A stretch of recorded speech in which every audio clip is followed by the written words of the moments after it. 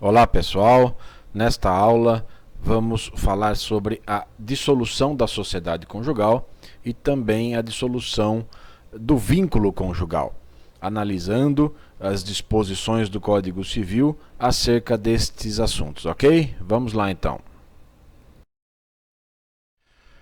O assunto começa a ser tratado no Código Civil no artigo 1571, que diz o seguinte: a sociedade conjugal termina pela morte de um dos cônjuges, nulidade ou anulação do casamento, separação judicial e pelo divórcio.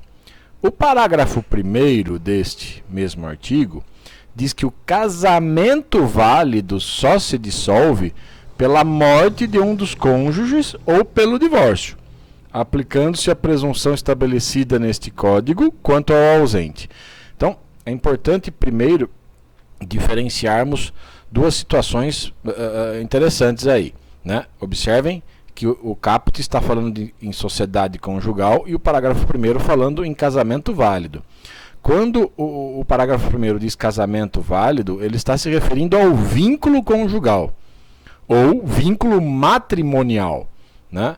E aí vem algo importante a ser debatido, que é a diferença de sociedade conjugal e de vínculo conjugal, né? Então, quando alguém casa, né, a celebração do casamento, ela produz dois efeitos jurídicos imediatos, né, que é a criação do vínculo matrimonial, certo? E a criação da sociedade conjugal, né? Então, com o casamento surge o vínculo matrimonial, né, e a sociedade conjugal. Só que há diferença entre a sociedade e o vínculo matrimonial, né? Essas causas elencadas no 1571 se referem à sociedade conjugal. E o que significa terminar com a sociedade conjugal? Significa pôr fim aos deveres recíprocos impostos pelo matrimônio, né? Direitos e deveres dos cônjuges. Acaba aquela sociedade, né? Evidentemente, né, põe fim também ao regime de bens, né?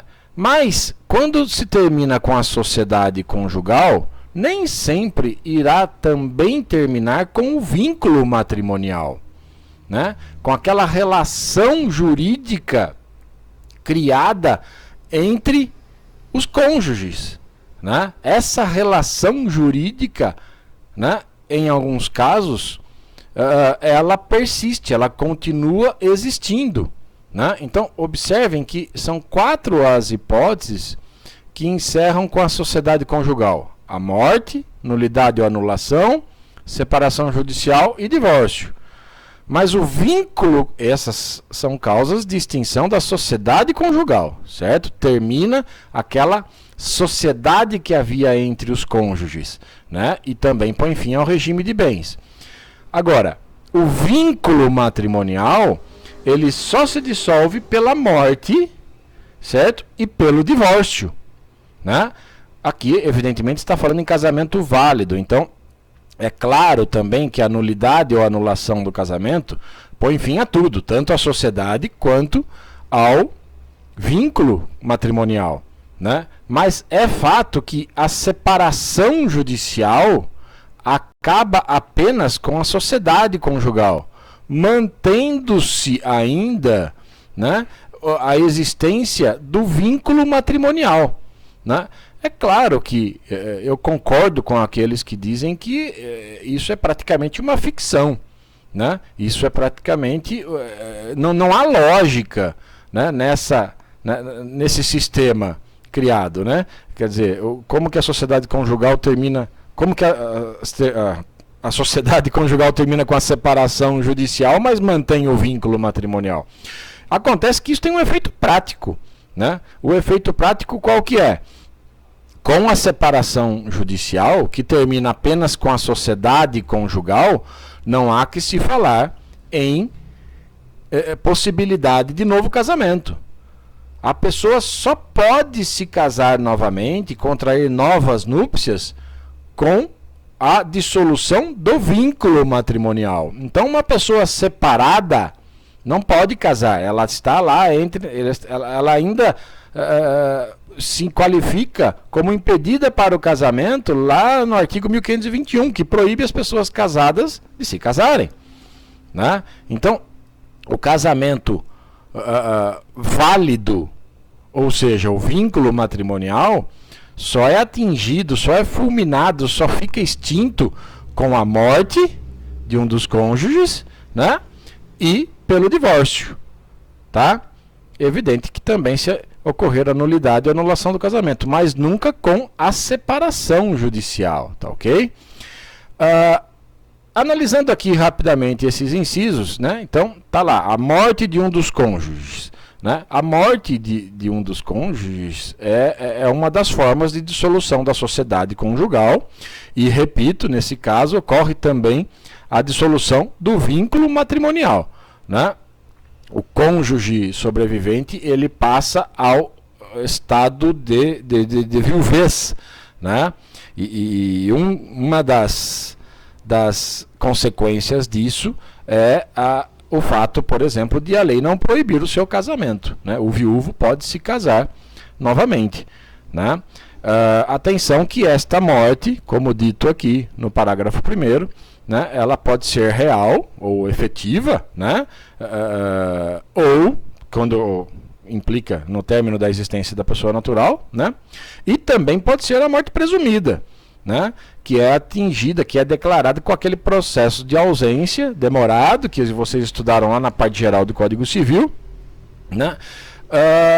Ou até com a declaração imediata de ausência, sem a decretação imediata da morte presumida, sem declaração de ausência, como previsto lá no artigo 7º do Código Civil, né? Então, a morte aqui, ela se refere tanto, nesse inciso, tanto à morte real quanto à morte presumida, tá ok? A nulidade ou anulação do casamento é outra forma, são outras formas de solução da sociedade conjugal, né? E também, né, nessas hipóteses de nulidade e anulação do casamento, também ocorre a extinção do vínculo matrimonial, do vínculo conjugal, né? No casamento nulo, lembrem da aula sobre a invalidade do casamento, né? A sentença que decreta a nulidade torna o casamento sem efeito desde o momento da celebração dele, né? Os efeitos da sentença retroagem à data da celebração do casamento. É como se a sociedade conjugal nunca tivesse existido, né? Claro que vocês também viram que existem exceções a isso, né? Como, por exemplo, no caso do casamento putativo, né? Em que o casamento, mesmo sendo nulo ou anulável, ele gera efeitos se as partes se os cônjuges estavam de boa fé, tá? Os casos, enfim, de nulidade ou de anulabilidade do casamento estão lá no artigo 1548 do Código Civil e também no artigo 1550 do Código Civil, tá? Essa sentença, repito, né? Esta sentença de nulidade ou de anulação do casamento, ela não dissolve apenas a sociedade conjugal, dissolve também o vínculo matrimonial, certo? As consequências jurídicas de uma sentença de nulidade ou de anulação do casamento são semelhantes às do divórcio, né? Anulado o casamento, declarado inválido o casamento, né? Pode cada cônjuge contrair novas núpcias, né? Como se ele fosse viúvo ou divorciado, tá ok?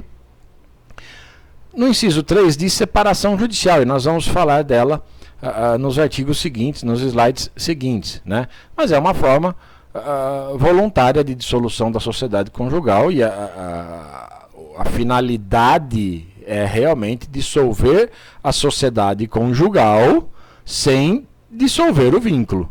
Essa é a finalidade da separação. Você dissolve a sociedade conjugal, mas mantém o vínculo matrimonial. Há inclusive discussões se ainda hoje é possível a separação judicial, possível juridicamente, por conta da emenda constitucional 66/2010, que analisaremos daqui a pouco, já no próximo slide, né? E o divórcio, por fim, é outro elemento extintivo da sociedade conjugal. E o divórcio, ele dissolve também, né, o vínculo matrimonial, né? E também trataremos dele em slides posteriores, né? O divórcio, tanto a separação, embora aqui diga separação judicial, hoje tanto a separação quanto o divórcio podem ser feitos extrajudiciais, que falaremos um pouco disso também no final desta aula, tá ok? O parágrafo 2º deste artigo 1571, ele diz o seguinte: dissolvido o casamento pelo divórcio direto ou por conversão, o cônjuge poderá manter o nome de casado, salvo, no segundo caso, dispondo em contrário a sentença de separação judicial. Aqui fala em divórcio direto ou por conversão, né? Mas essa questão quanto ao nome, é importante que fique claro que se aplica claramente, indubitavelmente, no meu modo de pensar, o artigo 1578 do Código Civil, que, embora se refira somente à separação judicial, também se aplica ao divórcio, certo? Esse artigo 1578 do Código Civil, ele diz que o cônjuge declarado culpado na ação de separação judicial perde o direito de usar o sobrenome do outro, desde que expressamente requerido pelo cônjuge inocente e se a alteração não acarretar. Então, observem que tem hipóteses em que o cônjuge, mesmo sendo culpado, não poderia ser necessariamente obrigado a alterar o seu nome. Vocês já sabem que o cônjuge, quando se casa, ele tem a opção de acrescentar ao seu nome o sobrenome do outro cônjuge, né? Se ele assim o fizer, isso pode ocorrer tanto com o homem acrescentando o sobrenome da mulher, quanto com a mulher acrescentando o sobrenome do outro, e ainda que seja um casamento homoafetivo, um acrescentando o sobrenome do outro, ou ninguém acrescentando. Mas se resolverem acrescentar, né, acrescentar ao seu nome o sobrenome do outro, seja um que tenha feito isso, ou ambos, né, o fato é que se aplica esse artigo 1578. Né? Então, o cônjuge declarado culpado, e há uma discussão enorme na doutrina e na jurisprudência sobre o fato de se ainda é possível discutir ou não a culpa em ações de separação e divórcio, né? E nós vamos tratar um pouco disso, né? Durante esta aula, né? Mas este artigo diz claramente que o cônjuge declarado culpado na separação, ele perde o direito de usar o sobrenome do outro. Para tanto, isso precisa ser expressamente requerido, pleiteado pelo cônjuge inocente. E somente será possível se a alteração não acarretar evidente prejuízo, manifesta distinção de seu nome de família e dos filhos ou dano grave, como dizem os incisos desse 1578. Né? O cônjuge inocente pode renunciar a qualquer momento ao direito de usar o sobrenome do outro. E se não for declarado culpado, cabe a ele a opção pela conservação do nome de casado ou não. Né? É o que diz os parágrafos. Mas esses incisos, vejam lá, se não acarretar evidente prejuízo para a sua identificação. Né? Então, há casos em que alterar o sobrenome, né? Alterar o seu nome, retirar um sobrenome que você inseriu no seu nome, pode gerar prejuízo para a sua identificação. Né? Então, isso pode ocorrer com qualquer pessoa, né? Mas também, e muitas vezes, com pessoas famosas, né? Que adotaram o sobrenome, geralmente, né, por conta de uma uma tradição que eu diria até discriminatória, né? A mulher adotava o sobrenome do marido, era sempre isso que acontecia, né? E até, do meu modo de pensar, isso gera uma espécie de sentimento de posse, né? Eu te possuo, né? Você é minha. É um negócio realmente que do meu ponto de vista já acabou. Esse pensamento não pode mais existir. Mas enfim, era o que vinha acontecendo até pouco tempo e ainda acontece, né? Menos frequência, mas ainda acontece. O fato é que se o cônjuge for vencido na ação de separação judicial, ele perde o direito de usar o nome do outro, né? E desde que essa medida tenha sido requerida pelo cônjuge inocente. Muitas vezes, voltando a essa história dessa tradição discriminatória, a mulher é conhecida profissionalmente ou socialmente pelo seu nome de casada, né? E perder o nome do outro cônjuge pode acarretar para ela um claro prejuízo para sua identificação, né? Tem várias pessoas famosas aí que mantiveram o nome de casado mesmo após divórcio, separação, né? O inciso 2 fala de manifesta distinção entre o seu nome de família e o dos filhos havidos da união dissolvida, né?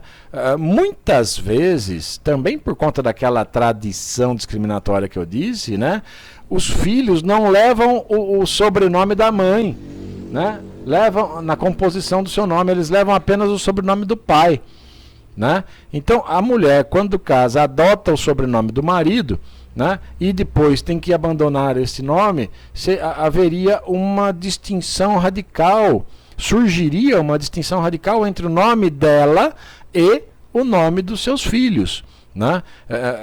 É algo que, se demonstrado, realmente pode implicar na impossibilidade de se alterar o sobrenome dela, né? Eu estou falando dela por conta da tradição, por conta do que acontece, mas na verdade se aplicam aos dois casos, né? Tanto ao homem quanto à mulher. É que é mais frequente isso na mulher, repito, por conta dessa tradição de discriminação e de desigualdade que existe em nosso país, né? O que eu tenho percebido é que a jurisprudência já vem alterando várias decisões acerca, os tribunais superiores, né, vem alterando várias decisões estaduais no que diz respeito ao nome, né? Eu vou dar exemplos agora, mas antes disso, olha aqui o inciso 3. Também ela ou ele, né, não precisaria alterar o nome se acarretar grave dano reconhecido na decisão judicial. Isso aconteceria, por exemplo, quando alguém usa num estabelecimento comercial, por exemplo, né, ou dá nome a um estabelecimento comercial utilizando o sobrenome do outro cônjuge. E aí você, dona ou dono do estabelecimento comercial, tem que alterar o seu nome, retirando aquele nome justamente que coincide com o do seu estabelecimento comercial. Isso poderia, em tese, gerar um dano a você, e isso impediria ou possibilitaria você, mesmo sendo culpado, né, declarado culpado numa ação de separação judicial, possibilitaria você manter o seu nome de casado. A verdade, gente, é o seguinte: a culpa já foi bastante atenuada pelo Código Civil, né, no que diz respeito principalmente nos reflexos, né, dessa questão do nome da mulher, né? Existem acórdãos proferidos, decisões proferidas em vários recursos especiais do STJ, por exemplo, né, que consideram a relevância do direito à identidade como o direito da personalidade, né? E isso se trataria de algo a ser preservado, garantido, esse direito à identidade como espécie de direito da personalidade, né, independentemente da indagação de culpa. Ou seja, é direito da pessoa, homem ou mulher, ter o seu nome, ter a sua identificação, não interessando a culpa na separação ou no divórcio, né? Porque se trata de um direito maior da personalidade, de um direito à identidade, de um direito ao nome, né? Já se decidiu, por exemplo, e já se vem defendendo, né, que a mulher, né, por exemplo, como direito da personalidade dela, né, ela tem o direito de manter o seu nome, porque isso significa respeitar o direito à sua identidade. E o nome, uma vez adotado, mesmo tendo adotado o nome do marido, é dela agora, não é mais do marido, né? Enfim, essa atenuação, né, essa diminuição do fator culpa nessas decisões tem ocorrido de uma maneira frequente, tem sido bastante evidente em decisões, né, fazendo prevalecer o direito à identidade como espécie de direito da personalidade, né, independentemente de quem tenha tido culpa ou não pela separação ou pelo divórcio. Ok?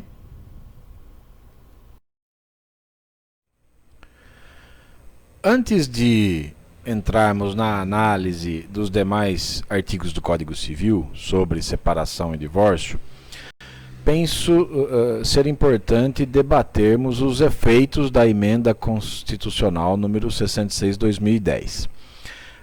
Essa emenda alterou o parágrafo 6º do artigo 226 da Constituição Federal. Esse artigo 226 da Constituição Federal dizia o seguinte, antes da emenda, né? O casamento civil pode ser dissolvido pelo divórcio, após prévia separação judicial, por mais de um ano nos casos expressos em lei. Então, olha só, o casamento poderia ser dissolvido pelo divórcio, ou seja, o vínculo matrimonial, aquele vínculo conjugal, poderia ser dissolvido pelo divórcio depois da separação judicial, por mais de um ano. Então, primeiro tinha que se separar judicialmente e depois esperar um ano para converter essa separação em divórcio, né? Ou, então, comprovada a separação de fato por mais de 2 anos. O primeiro caso era o divórcio-conversão. O segundo era o chamado divórcio direto, né? Com a emenda constitucional 66/2010, esse parágrafo 6º do artigo 226 ficou assim, olha, o casamento civil pode ser dissolvido pelo divórcio, né? A grande discussão que surgiu com esta emenda constitucional 66/2010 foi a seguinte: está extinta a separação judicial ou extrajudicial? É possível ainda hoje, juridicamente, se separar ou agora só existe o divórcio, né? Debatendo esse assunto, né, vários autores entendem que vários, eu diria a maioria até, entendem que essa emenda constitucional eliminou do sistema jurídico brasileiro a separação, seja judicial, seja aquela feita em cartório, né? Afirmam que realmente não há mais sentido prático para se separar, né? Tendo em vista que hoje é possível diretamente se divorciar, né? Se sustentam esses autores que se essa emenda constitucional eliminou a figura do divórcio por conversão, como vimos aqui, né? Antes dizia pode se divorciar depois de prévia separação judicial por mais de um ano, né? Então eliminou a possibilidade, eliminou a figura do divórcio obtido por conversão, né? Mantendo tão somente o divórcio direto, como está aqui agora, certo? E independentemente de qualquer prazo, né? Então a utilidade prática do instituto da separação desapareceu.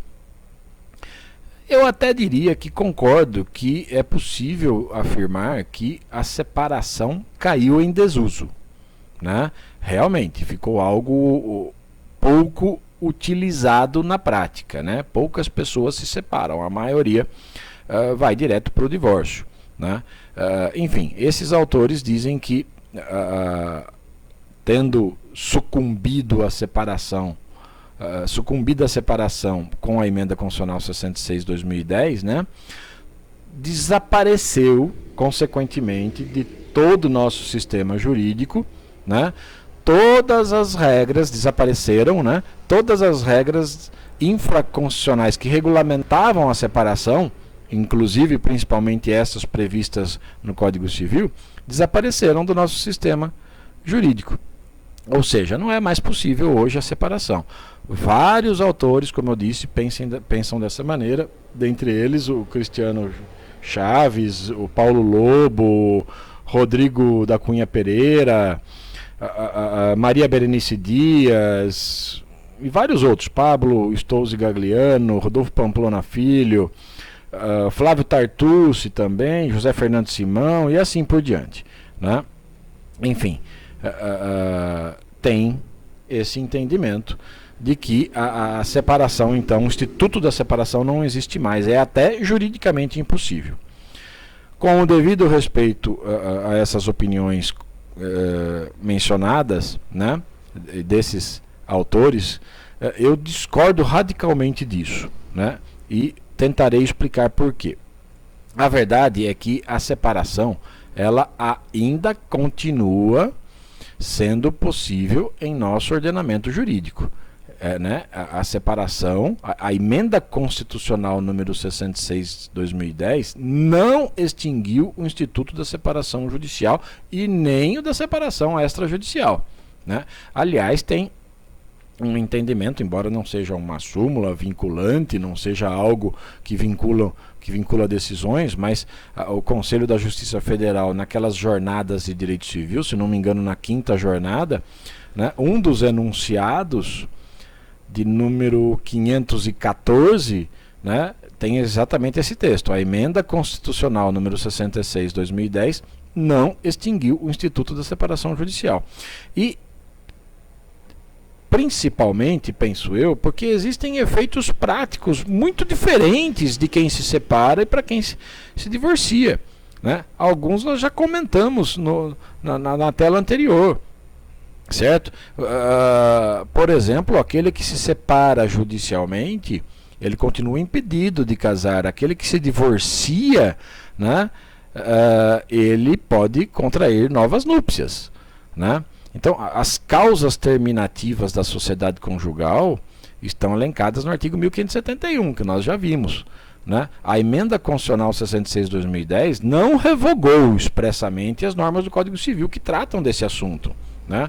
Então, a manutenção do instituto da separação, a manutenção da possibilidade de se separar judicial ou extrajudicialmente, se impõe, né? Ainda existe essa possibilidade jurídica, né? O casal hoje ainda permanece com o direito, com a possibilidade de optar pela separação ou pelo divórcio, né? E seja separação consensual, seja litigiosa, seja judicial ou extrajudicial, certo? Tentando ilustrar um pouco mais isso, vejam só o que diz o artigo 1577. Olha só. Seja qual for a causa da separação judicial e o modo como esta se faça, é lícito aos cônjuges restabelecer a todo tempo a sociedade conjugal, por ato regular em juízo. Diz o parágrafo único, complementando, que essa reconciliação em nada prejudicará o direito de terceiros, adquirido antes e durante o estado de separado, seja qual for o regime de bens. Gente, este artigo 1577, ele está claramente tratando e estipulando, instituindo a possibilidade de reconciliação, né? Mesmo depois, vamos interpretá-lo, mesmo depois de efetuada a separação judicial, seja ela consensual ou litigiosa, existe a possibilidade de reconciliação dos cônjuges, né? E eles podem restabelecer, portanto, a qualquer tempo a sociedade conjugal. Lembrem que a separação judicial põe fim à sociedade conjugal, mas não ao vínculo matrimonial, né? Tratando desse assunto, esmiuçando ele um pouco mais, analisando o parágrafo único, né? Essa reconciliação não pode prejudicar direitos de terceiros de boa fé adquiridos antes e durante o período da separação, né? Seja qual for o regime de bens, como está dito aí, né? Então, Por exemplo, imagine o marido que vendeu um imóvel que lá na separação ficou para ele, né, na partilha, né? Ele vendeu esse imóvel que ficou só para ele na partilha da separação, ele vendeu para terceiro, né? O restabelecimento da sociedade conjugal, ou seja, a reconciliação dos cônjuges, não pode implicar na devolução daquele bem ao patrimônio do casal, né? Até porque a venda feita por ele é válida, né? Respeitando-se, devendo-se respeitar aí os direitos desse terceiro que adquiriu o bem, né? Aliás, esse ato de restabelecimento da sociedade conjugal, ele também é averbado lá no registro civil. As pessoas retornam ao status de casados, né? Aliás, a sentença também de separação judicial, observem, ela tem, digamos, um status transitório por conta desse artigo, né? Porque ela perde a sua eficácia com a reconciliação, né? A separação judicial, ela possui mesmo um status transitório, porque ela pode cessar a qualquer momento com essa reconciliação permitida no artigo 1577, né? E esse restabelecimento da sociedade conjugal, sendo a separação extrajudicial ou judicial, ela também pode se dar por escritura pública hoje, né? Mas enfim, por que estou dizendo tudo isso? Para sustentar esta possibilidade, o meu argumento de que a emenda 66/2010 não extinguiu a separação. Gente, esta possibilidade prevista no artigo 1577 cabe somente, né, esta possibilidade de reconciliação, certo? Cabe somente nos casos de separação judicial, né? Então, se a pessoa opta pela separação, né, ela pode se reconciliar a qualquer momento. Se ela faz a opção pelo divórcio, não existe essa possibilidade de reconciliação, né? Para ela voltar ao estado de casado, para o casal voltar ao status de casados, eles precisam novo processo de habilitação, publicação de editais, novo casamento, certo? Enquanto aqui basta uma simples petição, por exemplo, nos mesmos autos da separação, em se tratando de separação judicial, nos mesmos autos da separação, dizendo e contando ao juiz que estão se reconciliando. Pronto, estão casados novamente, né? Então você, se está pretendendo dissolver a sua sociedade conjugal, penso que hoje você pode sim escolher entre a separação e o divórcio. A emenda constitucional 66/2010 não revogou o Código Civil, né? Manteve a possibilidade de separação judicial, né? Eu tenho o direito de escolher entre me separar ou me divorciar, né? Por exemplo, eu posso ainda ter em mente que é possível surgir a possibilidade de reconciliação. Não quero me divorciar de imediato, eu quero primeiro me separar judicialmente e depois, se for o caso, converto essa separação em divórcio. Mas primeiro quero passar pela separação, porque com a separação existe a possibilidade de reconciliação. Então, se tornou pouco usual na prática, né, o Instituto da Separação? Sim, concordo com esse argumento. Realmente hoje tem muito mais divórcio do que separação. Mas eu mesmo, após essa emenda constitucional 66/2010, que deu essa nova redação ao parágrafo 6º do 226, eu mesmo já fiz várias separações judiciais, né, e extrajudiciais. Ou seja, é claramente permitido ainda, pelo nosso ordenamento jurídico, se separar judicial ou extrajudicialmente, certo? Concluindo então de uma maneira mais enfática, a emenda constitucional 66/2010, em que pesem entendimentos contrários, não extinguiu o instituto da separação judicial nem da separação extrajudicial, certo? É claro que vocês podem ter o argumento de vocês, o pensamento de vocês, mas penso que é importante retratar algo, mostrar para vocês algo que na prática está acontecendo, ou seja, as pessoas ainda vêm se separando judicial e extrajudicialmente, e isso vem acontecendo, ou seja, é possível sim, juridicamente, ainda se utilizar do instituto da separação para dissolver a sociedade conjugal. Ok? Acatando então o pensamento de que a emenda constitucional número 66/2010 não extinguiu o instituto da separação, como acabamos de dizer no slide anterior, o que, aliás, vale dizer, é corroborado pelo fato de o Código de Processo Civil, que é de 2015, ter trazido a regulamentação para as ações de separação judicial, né? Vamos então analisar o que o Código Civil traz sobre esse assunto, separação judicial. Antes disso, o que é importante reconhecer? A emenda constitucional número 66/2010, no nosso modo de pensar, não extinguiu o instituto da separação, como já dissemos. Só que é um fato que é consequência dessa emenda, né, a superação de todos os prazos estabelecidos para o divórcio ou para a separação judicial previstos no Código Civil, né? Então, hoje é possível o divórcio mesmo que o casamento tenha sido celebrado há pouquíssimo tempo, né? Eu posso hoje casar hoje e me divorciar amanhã. Então, se não há mais prazo para converter uma separação em divórcio e nem mesmo um prazo para propor diretamente o divórcio, então não há mais prazo também para a separação judicial. Então, todos os prazos que dizem respeito a essas circunstâncias no Código Civil estão superados, devem ser desconsiderados. Certo?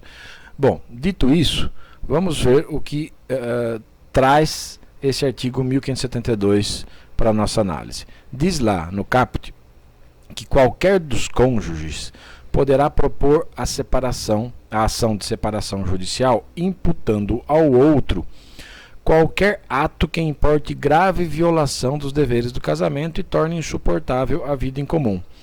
Essa é a chamada, né, pela doutrina separação-sanção, né? Olha o parágrafo 1º.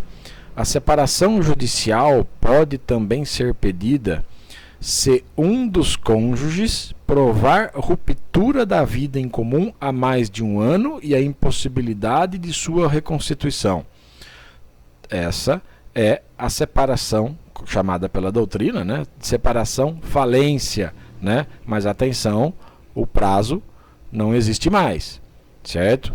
Então é perfeitamente possível pedir a separação, mesmo que não se prove essa ruptura da vida em comum há mais de um ano, né? O parágrafo 2º diz que o cônjuge pode ainda pedir a separação judicial quando o outro estiver acometido de doença mental grave, manifestada após o casamento, que torne impossível a continuação da vida em comum, desde que, após uma duração de 2 anos, a enfermidade tenha sido reconhecida de cura improvável. Vários chamam essa separação de separação remédio, né? E também vale aí mencionar que o prazo não se fala mais, não se está superado, certo?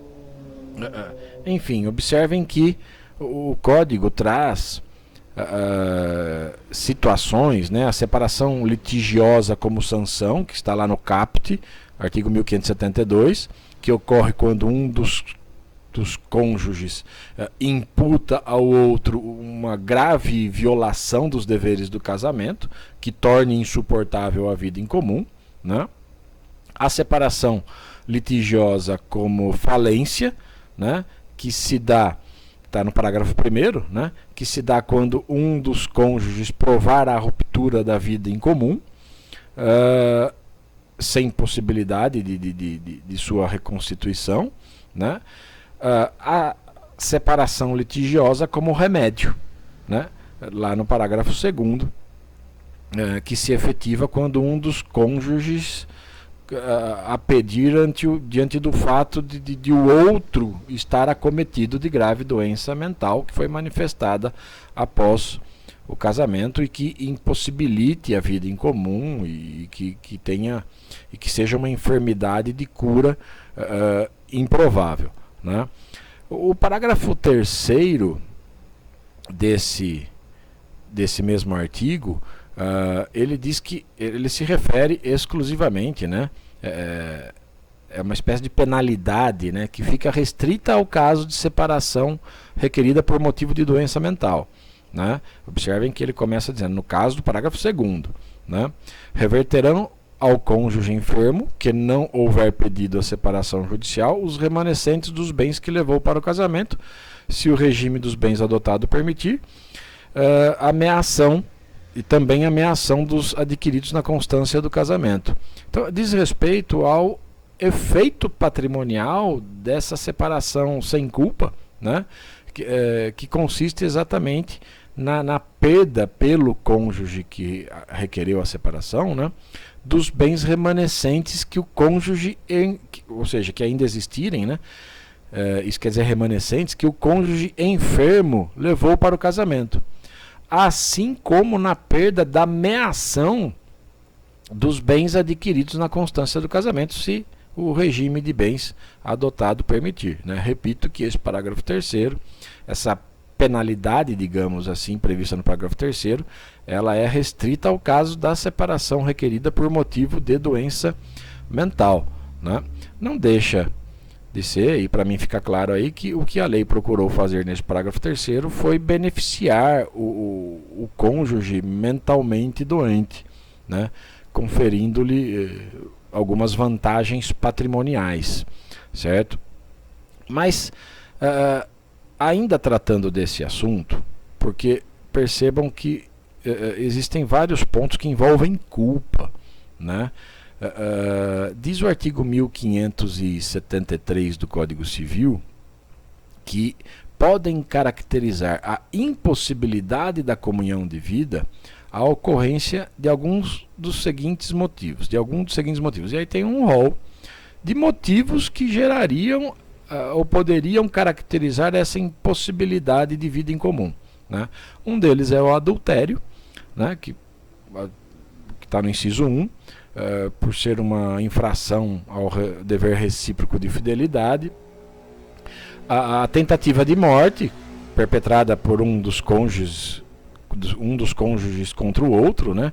Sevícias, quer dizer, maus tratos corporais, agressões físicas, né?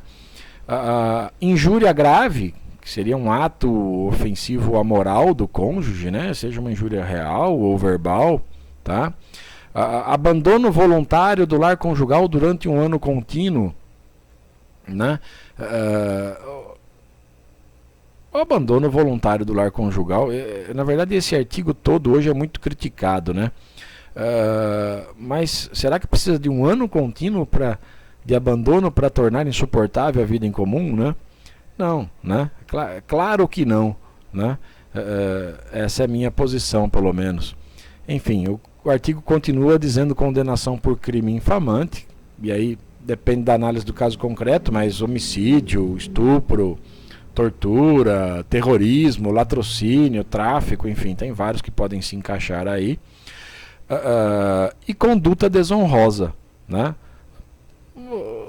Embriaguez, né? Ociosidade, vício de jogo, exploração de negócios desonrosos, digamos assim, uso de entorpecentes, tá? Tem vários que podem se encaixar aí, depende da análise do caso concreto também. E o parágrafo único desse 1573 fala que o juiz poderá considerar outros fatos que tornem evidente a impossibilidade de vida em comum. E aí, eu, na verdade, acrescentaria vários outros, né?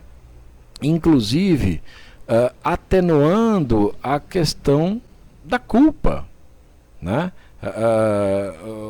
O juiz pode, por exemplo, mesmo que alguém tenha pedido a separação judicial com fundamento na culpa, né, acusando o outro cônjuge, né, o juiz pode decretar a separação do casal afirmando simplesmente que é impossível hoje a comunhão plena de vida, estabelecida lá no artigo 1511 como uma consequência do casamento, né?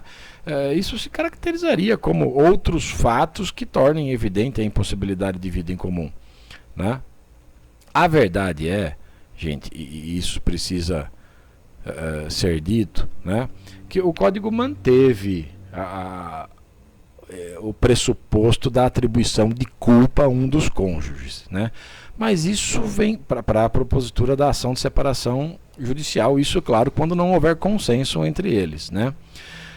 Mas a verdade é que a busca, essa procura de um culpado, essa atribuição da culpa pela separação, né, e essa discussão sobre a culpa pelo fim da sociedade conjugal, ela vem perdendo prestígio, né? Eu penso que é perfeitamente possível afirmar de maneira simples que assim, o amor acabou, né? Ninguém deve ser obrigado a ficar com alguém que não quer mais, certo? Então eu até levantaria aí a possibilidade de se afirmar que o Estado não pode intervir na intimidade da vida das pessoas, né? Exigindo a atribuição de culpa a um dos consortes, a um dos cônjuges, né?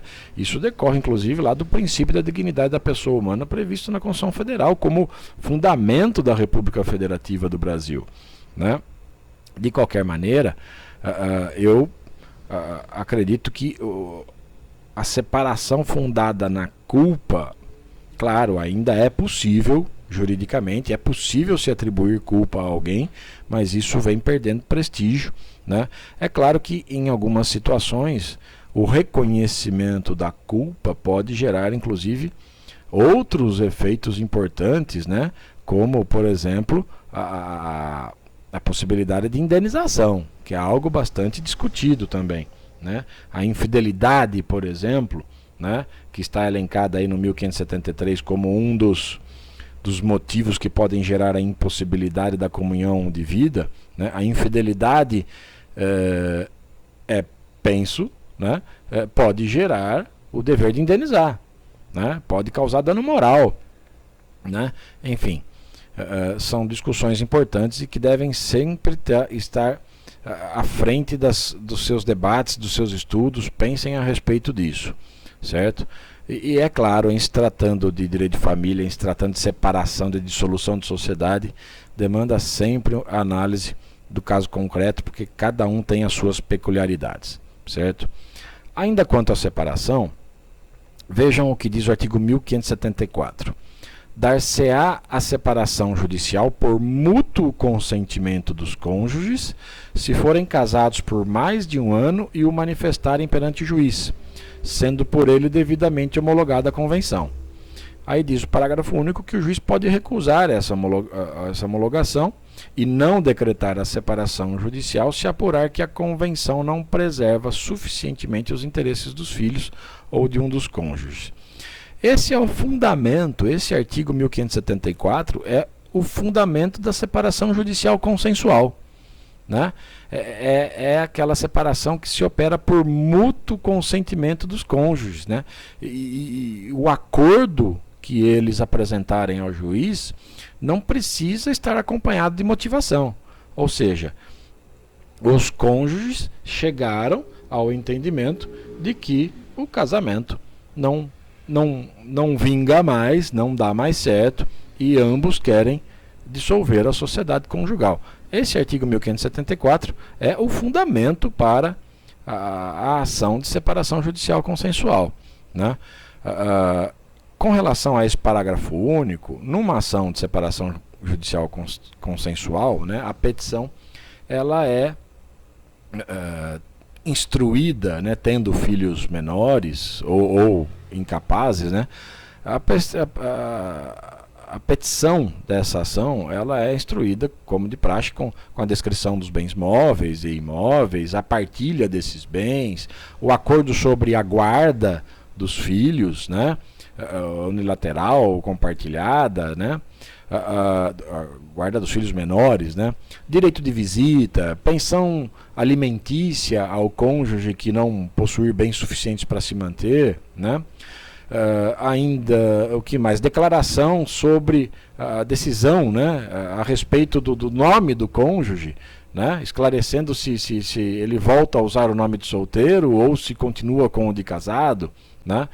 Enfim, são pontos que são abordados e que devem ser decididos na separação judicial, né? E na consensual isso vem pronto para o juiz, né?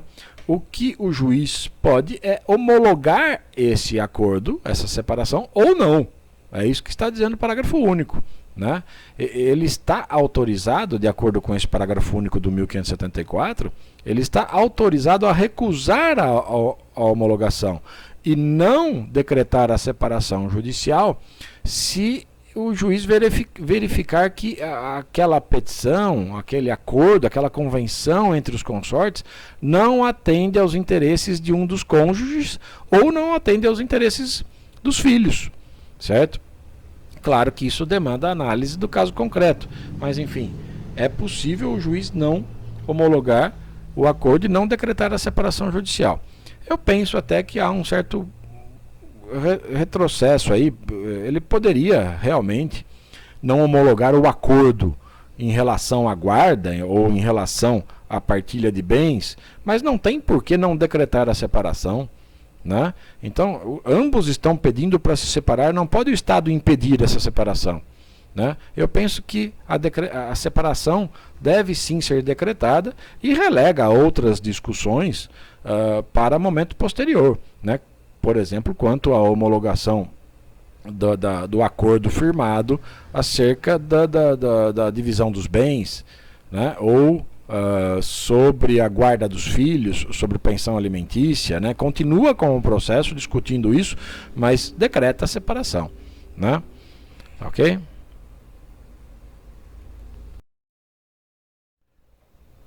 Ainda sobre o mesmo assunto, diz o artigo 1575 do Código Civil que a sentença de separação judicial importa a separação de corpos e a partilha de bens.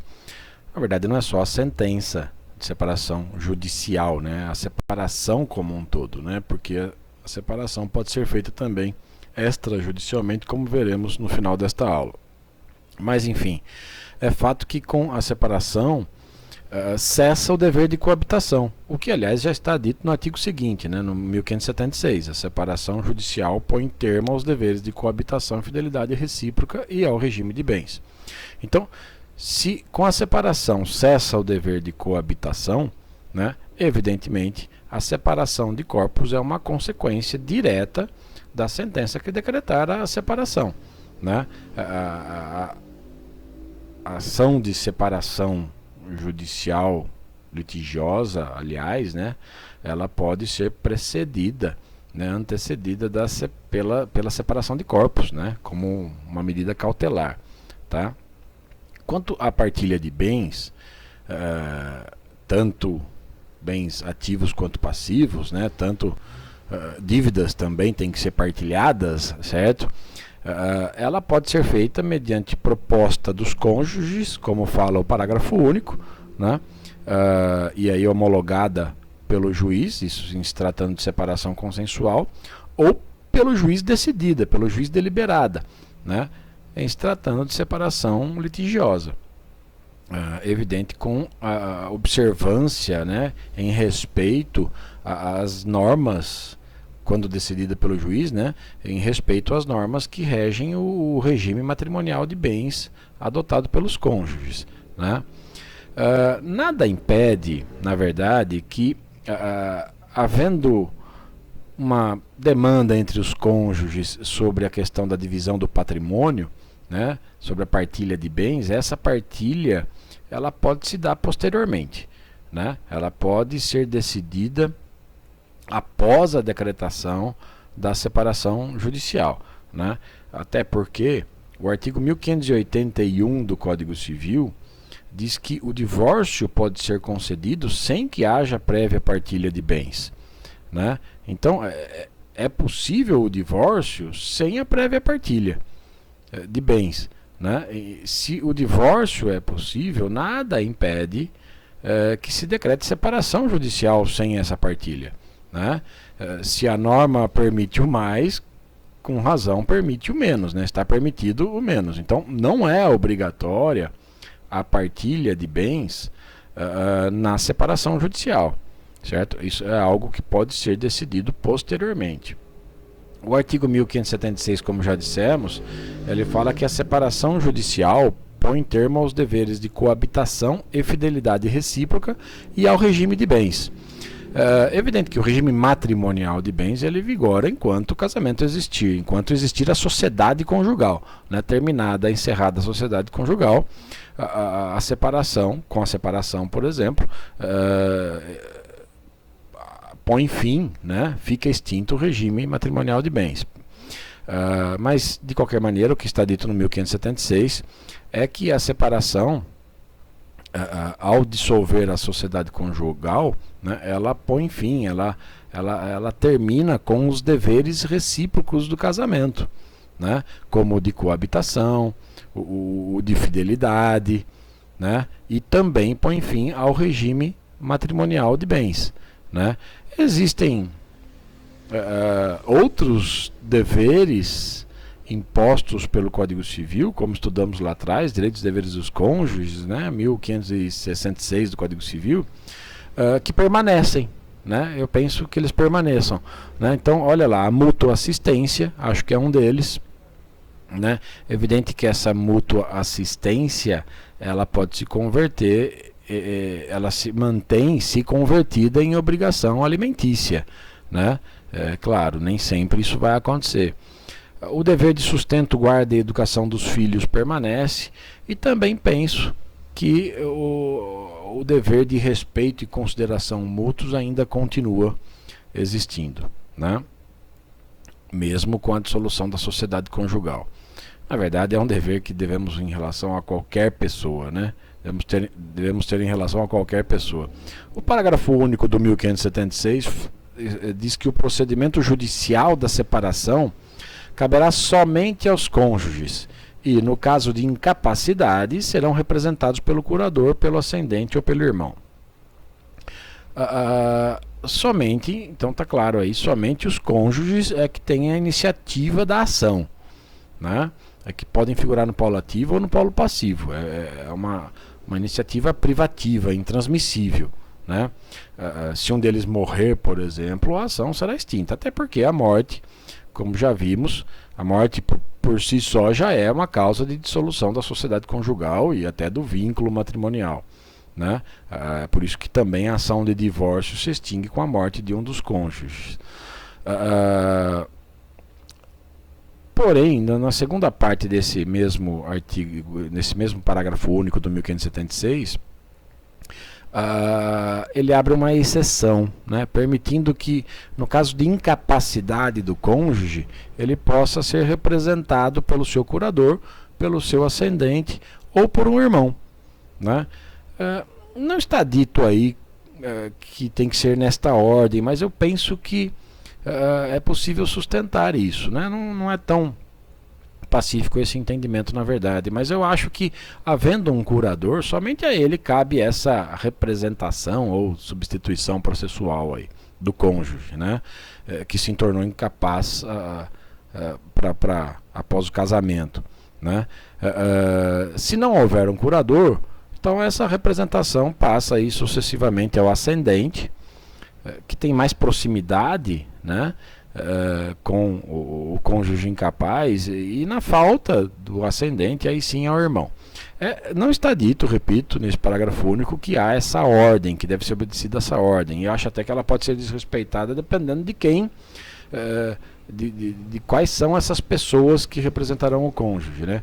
Mas, havendo curador, acho que é ele que deve permanecer como representante do cônjuge incapaz, certo? Tratando agora do divórcio judicial, diz o artigo 1579 do Código Civil que o divórcio não modificará os direitos e deveres dos pais em relação aos filhos. E o seu parágrafo único complementa que novo casamento de qualquer dos pais ou de ambos não poderá importar restrições aos direitos e deveres previstos neste artigo. Então está claro, e nem poderia ser diferente, que o divórcio dos cônjuges, né, dos genitores, não altera em absolutamente nada seus direitos em relação aos filhos. Nem altera o vínculo de filiação, é claro, continuam sendo pais, né? Pai e mãe, né? O divórcio não elimina as obrigações em relação aos filhos, né? A obrigação de sustento dos filhos que incumbe aos pais permanece, né? Os filhos menores, né, ficam sob a guarda do genitor que apresentar aí as melhores condições para criá-los e educá-los, e ainda assim, como vocês verão em aulas posteriores, é possível fixar o regime da guarda compartilhada, né? O novo casamento de um dos genitores, né, ou até mesmo dos dois, né, em hipótese alguma implica em redução ou restrição aos direitos e deveres em relação aos filhos, né? Continuam válidos todos os direitos e deveres dos genitores em relação à guarda, visitas, pensão alimentícia, enfim, né? O fato é que o divórcio, apesar de poder alterar as condições do exercício do poder familiar e da guarda dos filhos, né, mantém absolutamente inalterados os direitos e deveres dos pais relativamente à sua prole, né, mesmo que eles contraiam novo casamento, ok? Já o artigo 1580 estabelece o seguinte: decorrido 1 ano do trânsito em julgado da sentença que houver decretado a separação judicial ou da decisão concessiva da medida cautelar de separação de corpos, qualquer das partes poderá requerer sua conversão em divórcio.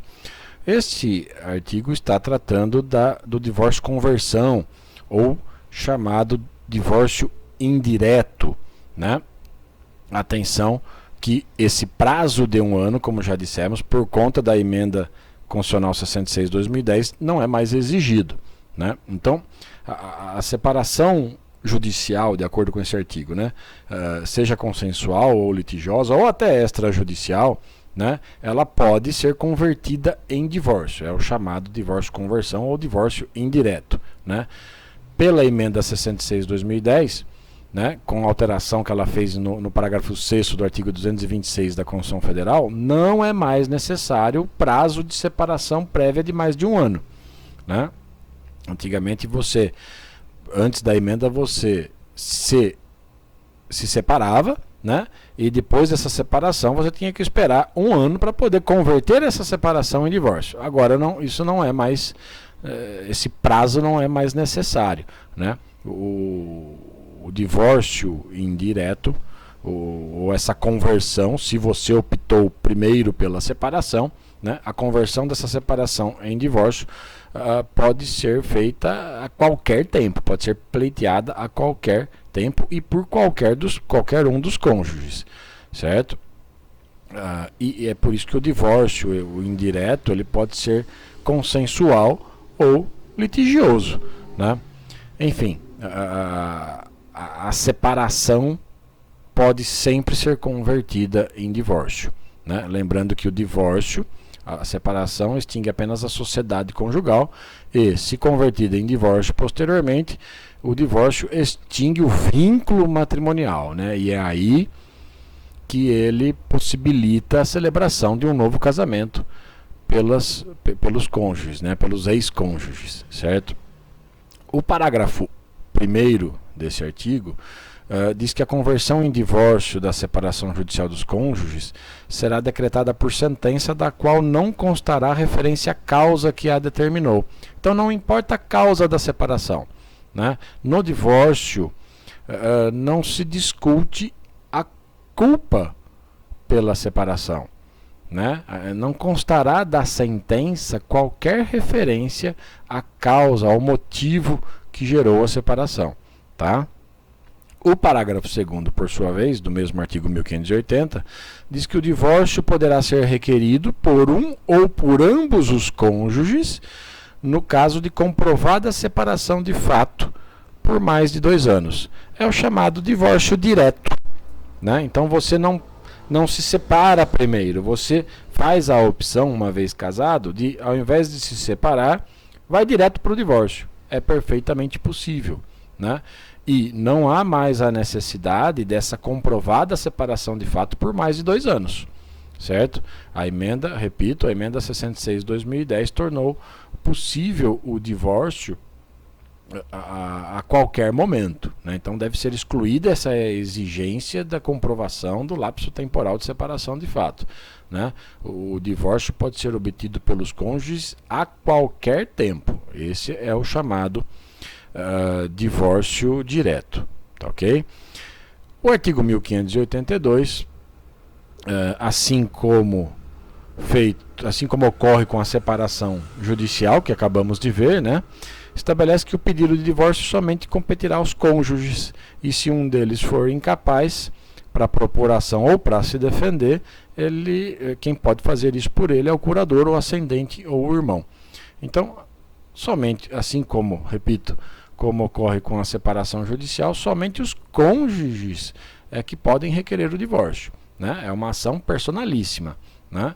A lei, como está aí no 1582, prevê a atuação do curador, do ascendente ou do irmão apenas em hipótese de incapacidade do cônjuge para propor a ação ou para apresentar a sua defesa, ok? Este debate não poderia terminar antes de fazermos menção à separação e ao divórcio extrajudiciais, que estão previstos, essa possibilidade está prevista no Código de Processo Civil, lá no artigo 733, que diz assim, vamos ler essas disposições e comentá-las. O divórcio consensual, a separação consensual e a extinção consensual de união estável, não havendo nascituro ou filhos incapazes e observados os requisitos legais, poderão ser realizados por escritura pública, da qual constarão as disposições de que trata o artigo 731. A escritura não depende de homologação judicial e constitui título hábil para qualquer ato de registro, bem como para levantamento de importância depositada em instituições financeiras. Por fim, diz o parágrafo 2º, que o tabelião somente lavrará a escritura se os interessados estiverem assistidos por advogado ou defensor público, cuja qualificação e assinatura constarão do ato notarial. Então, observem que o Código de Processo Civil 2015, nesse artigo 733, permite que os cônjuges possam fazer a separação e o divórcio amigáveis, então tem que ser consensual, né, por instrumento público, através de escritura pública, né, e faculta essa mesma possibilidade aos companheiros que queiram extinguir uma união estável, né. O assunto desta aula é separação e divórcio, então vamos nos restringir a isso, a esses dois temas, né. Enfim, preenchidos os requisitos legais aí para a separação e o divórcio, né, e não havendo filhos menores ou incapazes, nem nascituro, como está claro lá no caput, né, podem os cônjuges optarem pela separação ou pelo divórcio, né, através de escritura pública, né? Podem realizar a separação ou o divórcio por escritura pública. O que deve constar dessa escritura, como diz o caput do 733 lá, remetendo ao 731, né? Deve constar obrigatoriamente a descrição pormenorizada dos bens e a partilha desses mesmos bens do casal, né? Ou pelo menos a disposição de deixar a partilha para um momento posterior, como é possível, né? Disposição acerca da manutenção do nome de casado ou a utilização do nome de solteiro pelo cônjuge que houver adotado o nome do outro quando do casamento, né? A existência ou não de pensão alimentícia que surge daquele dever de mútua assistência entre os cônjuges, né? Nós estamos falando de pensão para filhos menores, porque se tem filhos menores não pode ser feita a separação ou o divórcio de maneira extrajudicial, né? E até outras disposições de interesse dos cônjuges ou até dos companheiros, como está no caput lá, podem ser, além dessas obrigatórias, né, podem também constar da escritura pública, né? É importante ressaltar aí que se trata de uma opção, né? A separação e o divórcio consensual extrajudicial é uma opção, né? Então os cônjuges eles podem optar por fazer a separação ou o divórcio amigável tanto pela via judicial quanto pela via extrajudicial. Não é uma obrigação adotar o procedimento extrajudicial, né? A escritura pública de separação ou de divórcio amigável, né, se trata de um ato notarial extrajudicial, como é do conhecimento de todo mundo, né? E não segue as regras de competência do Código de Processo Civil por isso, né? Então, em decorrência disso, os cônjuges podem fazer a escritura de separação ou de divórcio amigável, né? Essa escritura, aliás, pode ser lavrada em qualquer cartório de notas do país, certo? Não necessariamente no domicílio deles. Os cônjuges ainda podem manifestar a sua vontade conjunta na escritura pública, né? Comparecendo pessoalmente ou até mesmo por procurador, claro, com poderes específicos para tanto, né? E poderes dados através de instrumento público. Da mesma forma, observem, né, que os cônjuges eles têm que estar obrigatoriamente representados por advogados ou pelo menos por um defensor público, tá? Pode até ser, como se trata de separação e divórcio consensuais, pode até ser um advogado comum, né? Um advogado, apenas um advogado para ambos, certo? Outra observação, né? O chamado divórcio indireto ou divórcio conversão, né? Ou seja, aquela conversão da separação judicial em divórcio, né? Também pode ser realizada por escritura pública, né? Não parece estar, não tem nada expresso assim no Código de Processo Civil, mas é claro, se o divórcio pode ser feito, tem várias formas de divórcio, um deles é convertendo a separação em divórcio, então isso também é possível, né? Enfim, a conversão da separação judicial em divórcio também pode ser realizada por escritura pública. Tenha sido a separação judicial ou extrajudicial, certo? Em um ou no outro caso, ela pode ser feita, a conversão da separação em divórcio pode ser feita por escritura pública. Assim como isso também não está expresso no artigo 733 do CPC, mas o restabelecimento da sociedade conjugal, né? Lembrem que nós vimos isto nesta aula. É possível restabelecer a sociedade conjugal se você se separou, né? Se você se separou judicial ou extrajudicialmente, isso põe fim à sociedade conjugal. Essa sociedade conjugal pode ser restabelecida a qualquer momento, né? O que não ocorre com o divórcio, né? Se você se divorciou, aí para restabelecer a sociedade só casando de novo, né? Mas no caso da separação judicial isso é possível, né? E esse restabelecimento da sociedade conjugal também pode ser feito por escritura pública, né? Tenha sido a separação feita consensualmente, judicialmente ou extrajudicialmente, né? O restabelecimento também pode ser feito por escritura pública. E essa, evidentemente, essa escritura pública de restabelecimento da sociedade conjugal, né, dessa reconciliação, ela deve ser averbada no assento de casamento dos cônjuges e também deve ser enviada e apresentada nos demais registros públicos, sempre também aí, independentemente de homologação judicial, né? Observem o parágrafo 1º que a escritura não depende de homologação judicial, certo? Aliás, essa escritura pública de separação ou de divórcio amigáveis, né, feita por escritura pública, como eu já disse, não necessita de homologação, né, para produzir efeitos. Isso significa que ela tem uma eficácia imediata, né? Assim que lavrada e aperfeiçoada, a escritura pública já pode ser levada de imediato no registro civil, no registro imobiliário, né? Justamente porque independe de homologação judicial, tá ok? Enfim, a separação e o divórcio também podem ser feitos administrativamente, ou seja, extrajudicialmente, sem passar pelo Poder Judiciário, tá bom? É isso, pessoal. Esta foi a aula sobre separação e divórcio, ou seja, sobre dissolução da sociedade conjugal e dissolução do vínculo conjugal, em que analisamos as disposições legais pertinentes ou que dizem respeito a esses assuntos, ok? Grande abraço em todos e todas.